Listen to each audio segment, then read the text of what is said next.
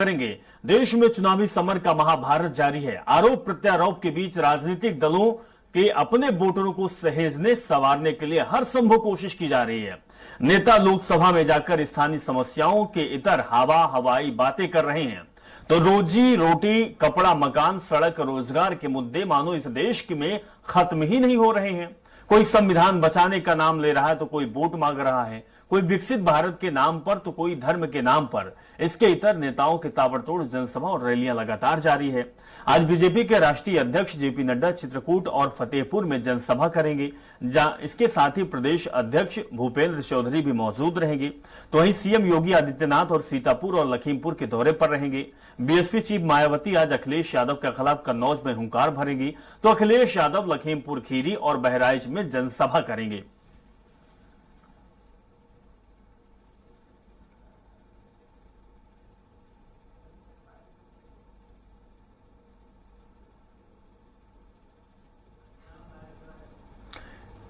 घनश्याम चौरसिया हमारे संवाददाता लखनऊ से लाइव जुड़ेंगे, उनके पास चलेंगे और जानेंगे किस तरीके का माहौल उत्तर प्रदेश में है। घनश्याम, जिस तरीके से लगातार बड़े नेताओं के ताबड़तोड़ दौरे चल रहे हैं, एक तरफ बीजेपी तो दूसरी तरफ बहुजन समाजवादी पार्टी और कांग्रेस, कोई एक पीछे नहीं है। एक दूसरे पर आरोप प्रत्यारोप की बौछारें हो रही है। घनश्याम,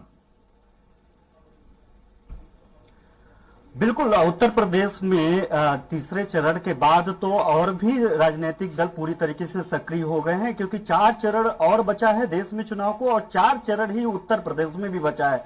ऐसे में उत्तर प्रदेश को साधने के लिए कोई भी दल किसी भी तरीके का कोई कोर कसर नहीं छोड़ना चाहती। आज जेपी नड्डा खुद उत्तर प्रदेश के दौरे पे हैं और पूरे दिन उत्तर प्रदेश के दौरे पे रहेंगे।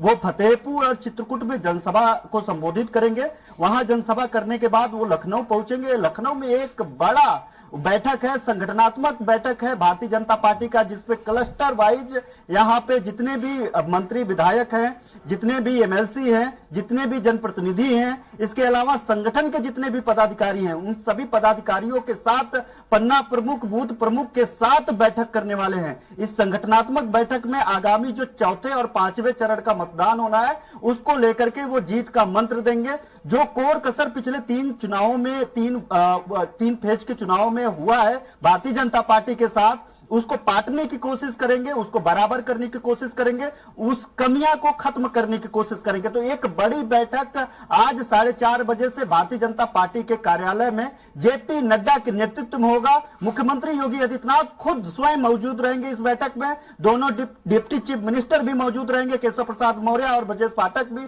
मौजूद रहेंगे। इसके अलावा संगठन महामंत्री और प्रदेश अध्यक्ष सहित तमाम जो केंद्रीय नेतृत्व है उसके संगठन के भी लोग रहेंगे, प्रदेश नेतृत्व के संगठन के भी लोग रहेंगे। भारतीय जनता पार्टी पिछले 3 चरण के चुनाव को लेकर के जो समीक्षा की है, उस समीक्षा के बाद उस सक्रियता उत्तर प्रदेश में और भी बढ़ाने जा रही है। लगभग 300 से ज्यादा जनसभाएं अब उत्तर प्रदेश में आगामी तीसरे और चौथे और 5वें चरण के लिए जनसभाएं, रोड शो और तमाम तरीके की जो नुक्कड़ सभाएं, कार्यक्रम इनके हैं वो करने जा रही है। यानी अब यहाँ पे जो है ताबड़तोड़ रैलियां देखने की मिलेगी। इसके इतर जो विपक्षी दल है वो भी किसी भी तरीके की कोई कमतर आंक नहीं रहा है, और कमतर तो अब भारतीय जनता पार्टी भी नहीं आंक पा रही है, क्योंकि जिस तरीके से पिछले 3 चुनावों में कम वोटिंग हुई है, उसका सीधा नुकसान भारतीय जनता पार्टी के साथ साथ ये माना जा रहा है कि विपक्षी दल को भी कई जगह हो रहा होगा, क्योंकि इसमें कई जगह ऐसा है जहां पे बहुजन समाज पार्टी ने ऐसी प्रत्याशी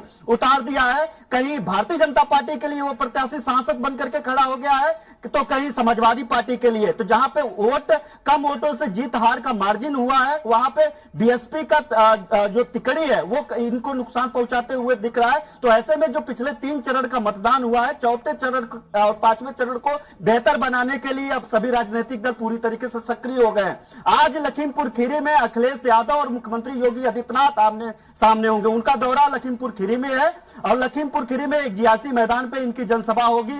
धौरहरा में मुख्यमंत्री योगी आदित्यनाथ की जनसभा होगी। अखिलेश यादव बहराइच भी जाएंगे, बहराइच में भी जनसभा करेंगे।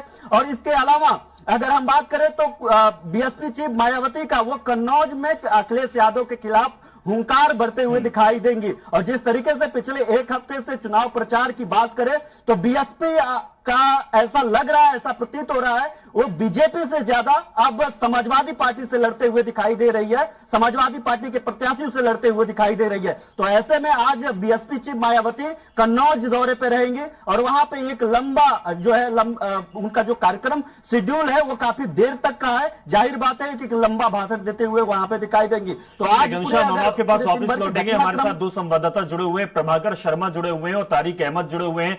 लखीमपुर खीरी में जनसभा होनी है, वहां प्रभाकर लगातार हर अपडेट आपको देंगे। इसके साथ ही बहराइच से तारिक अहमद भी जुड़े हुए हैं। तारिक, सबसे पहले आपके पास आऊंगा। मंच सजा हुआ है, पीछे आपकी तस्वीर दिख रही है, किस तरीके का माहौल दिखाई दे रहा है और लोगों की भीड़ क्या जुटनी शुरू हो चुकी है? और तुरंत जो है चुनावी मौसम में गर्मी और बढ़ गई है। यहाँ पर जो है सुबह से लोग आने शुरू हो गए हैं, जबकि अभी जो है कुछ देर लगेगी अपने यादव को पहुंचने में। लगभग 12 बजे के बाद तक पहुंचेंगे, लेकिन जनता और समाजवादी पार्टी के कार्यकर्ता आना शुरू हुए हैं। पीछे मंच बिल्कुल आधे घंटे कर चुका है और यहाँ पे वो अपनी ताकत भी दिखाना चाहती है। समाजवादी पार्टी ताकत जरूर लोगों की दिखाई जाती है।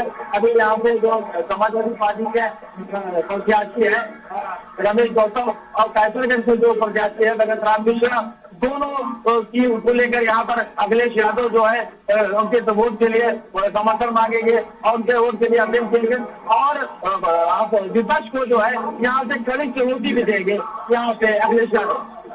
हाँ बिल्कुल, तारीफ तो तस्वीर में दिख रही है कि किस तरीके से मंच में लोगों का उत्साह दिखाई दे रहा है। प्रभाकर, आपके पास आएंगे। प्रभाकर, किस तरीके का माहौल है जहां पर आप मौजूद है, जहां पे कार्यक्रम होना है, और क्या कुछ प्रतिक्रियाएं लोगों की मिल रही है?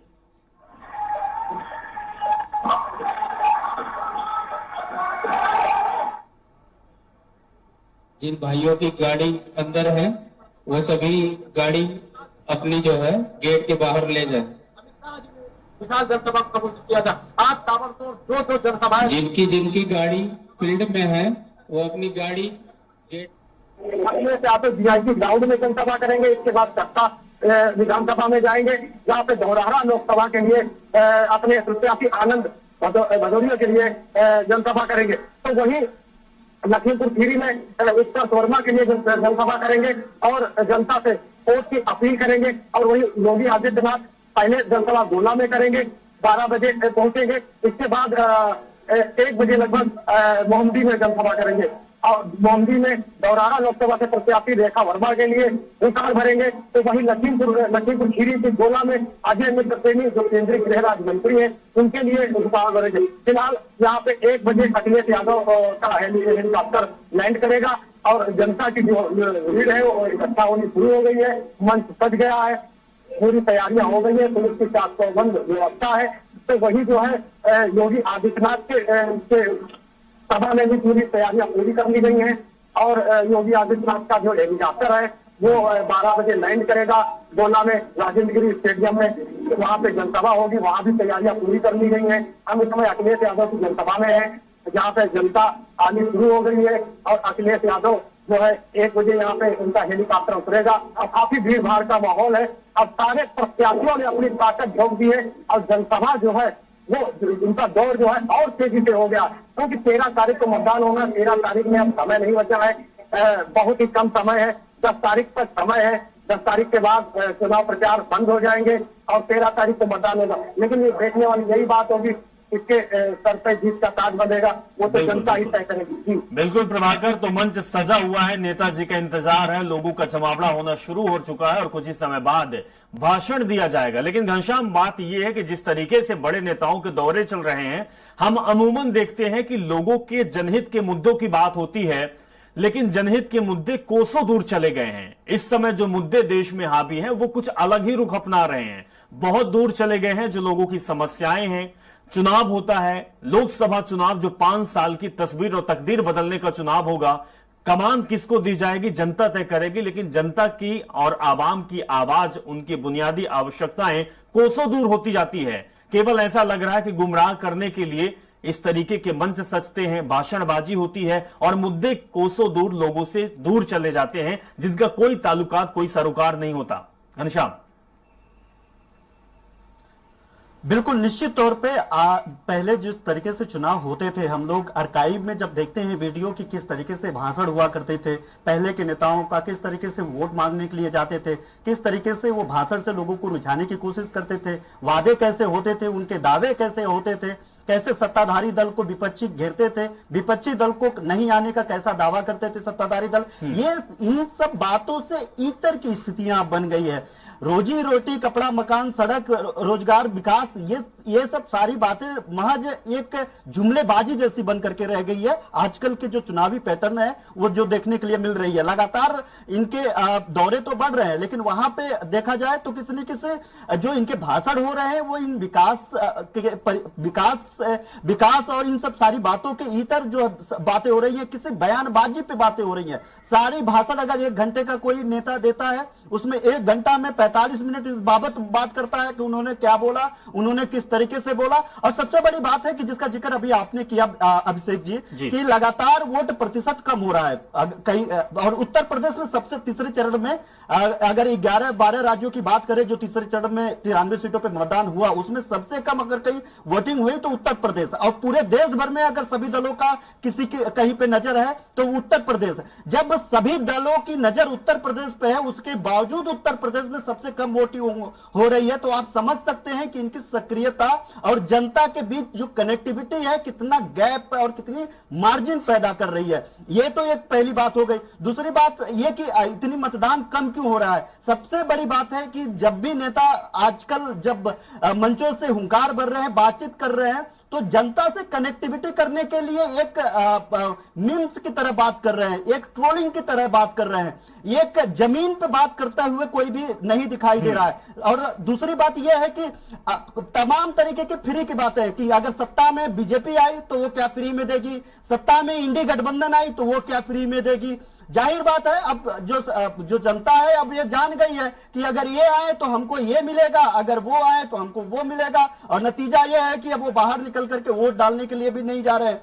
तो ये बहुत सारे कारण हैं जहां पे अगर जमीनी बातें अगर नहीं हो रही है तो उसके पीछे ये कम जो वोटिंग हो रही है, वोट प्रतिशत में कमी देखी जा रही है, लोगों की राजनीति में सक्रियता कम होते जा रही है, लोग सोशल मीडिया पे तमाम तरीके की बातें कर रहे हैं, तमाम लोगों को घेरने की कोशिश कर रहे हैं।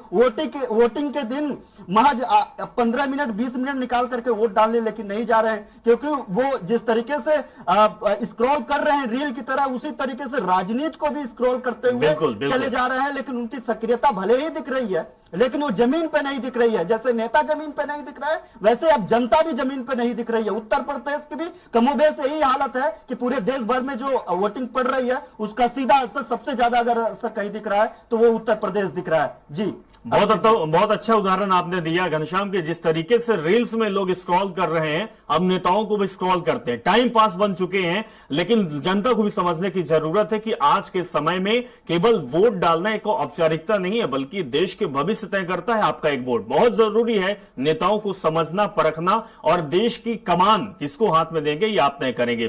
तारीख हम बात करेंगे, बहराइच की बात करेंगे। बहराइच में ऐसे कौन कौन से मुद्दे हैं जो जनता लगातार चाहती है कि इन मुद्दों पर काम होना चाहिए, और आज जब अखिलेश यादव इस जगह पर मंच पर भाषण देंगे तो भाषण में क्या कुछ अलग मिलेगा बहराइच वालों को? तारीख यहाँ पर जो मुद्दा है वो बड़ी रेल लाइन का है जो बहराइच को लखनऊ से जोड़ता है। हालांकि इस पे काम और सर्वे शुरू हो चुका है, लेकिन ये बड़ा मुद्दा बहराइच के लिए। दूसरी चीज अखिलेश यादव यहाँ पे भी आएंगे।